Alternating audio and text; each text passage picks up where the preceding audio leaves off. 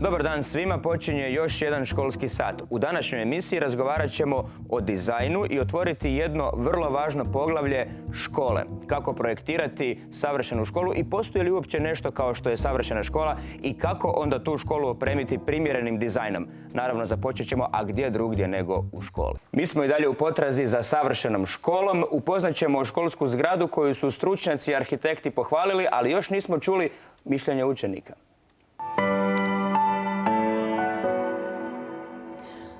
Osnovna škola Sesvetska Sopnica djelo je arhitekta Vedrana Duplančića. Otvorena je 2007. godine, a iste je godine proglašena najljepšom školom i uvrštena u 10 najljepših zgrada u Hrvatskoj. Pohađa je 500-tinjak učenika u 24 razreda.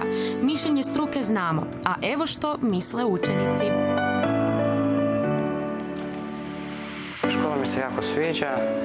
Vrlo mi je ovako prozračna, otvorena, šarena je, dosta lijepo.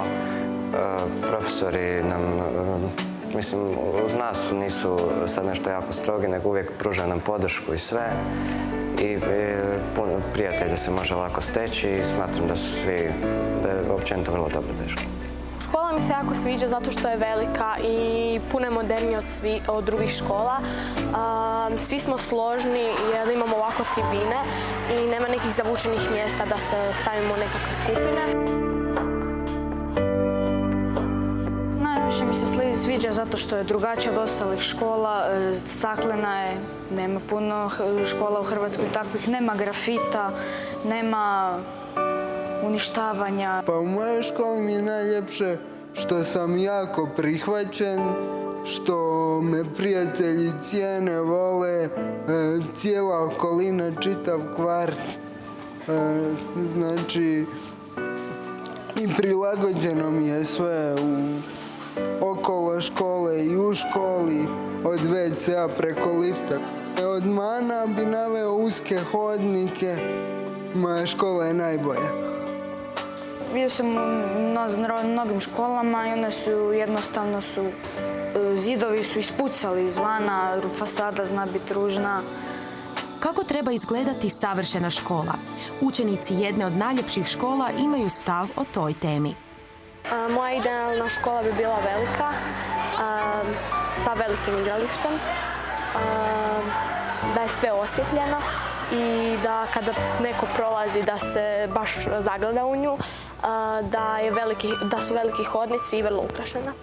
Najvažnije je da je prostorana, da nema gužve, da nema nasilja. U nekim školama toga ima. Jednostavno, neka razred bude složan, neka cijela škola bude složna i uvijek će biti mjesta.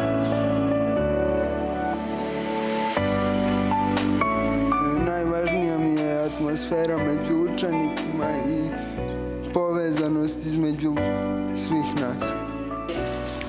U stvari, kakvi su ljudi, oni mogu u bilo kakvoj staroj školi, ako su dobri, ako su zajedno, ako su sretni, onda svaka škola može biti super.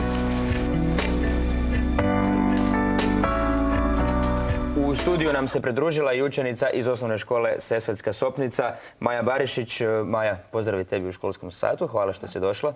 Pa nema problema. Naravno da nema problema, ali ima li nekih problema sa tvojom školom? Hoćeš li nam opisati, je li sve tako idealno kao što smo čuli u prilogu ili ćeš ti možda još više nahvaliti školu? Pa škola je jako lijepa, stvarno nemam šta reći. Učenici su u školi stvarno svi zajedno i stvarno nemam šta reći neku manu. Dobro, koje je centralno mjesto druženja u vašoj školi i možemo onda staviti ovog crvenog učenika na to mjesto? Pa tribine su nam neko okupljanje koje se... Dobro, a gdje se nalaze nastavnici? Pa profesori su većinom u zbornici, ali... A zbornica možeš nam ponoviti gdje? Otprilike ovdje. Ovdje. Znači imaju, relativno su blizu, dakle mogu vas nadzirati i kontrolirati. Da, sve je u staklu, pa onda mogu sve vidjeti. Dobro, što se vama čini? Stručnjakinje, dakle dizajn i arhitektura, što kažu za osnovnu školu Sesvetska Sopnica? Pa ponovno se ponavlja važnost tog prostora više namjena kao mjesta okupljanja i glavnog školskog trga i toga da ako postoji još i tribina u tom prostoru više namjena, ona će postati nekakvo glavno mjesto susretanja, gledanja, zadržavanja između odmora prije škole, poslije škole i tako dalje. Zrinka i Katarina, kako se vama čini ova škola? Biste li se mijenjali? Što vam je zanimljivo, što vam nije zanimljivo? Ja se za svoju školu ne bi mijenjala. Dobro. U velikoj školi mi je zanimljivo te tribine u kojima se svi druže, što je sve ostakleno, ali za svoju školu se ne bi A ovi mijenjala. mali vrtovi, jesu ti oni zanimljivi? Jesu, zanimljivi su. Dobro. Tebi, Zrinka? Pa meni je ova škola zanimljiva, velika je i moderna, ali meni je dobro u mojoj školi. Dobro, svi ostaju u svojim školama. Nastavit ćemo razgovor kroz jednu igru. Sve tri koje dolazite iz tri različite škole pripremili ste 3 aduta svojih škola, pa ćemo ih usporediti i prokomentirati. Ja sam tebi čuvao tvoje adute dok si odgovarala na pitanja, pa možeš nam pokazati dakle prvu fotografiju. Okreni je, molim te, tako prema kamerama i reci što ona prikazuje. Prva fotografija prikazuje moju školu i njezin okoliš. To je prvi adut moje škole zato što je okoliš oko škole prilagođen učenicima, zato što se u našim naseljima većinom škola je naše mjesto okupljanja. Što nam ovo predstavlja učionicu? Druga fotografija je knjižnica. Knjižnica je jedan adut zato što je jako prozračna, ima računala na kojima se dakle, učenici mogu sastajati slično.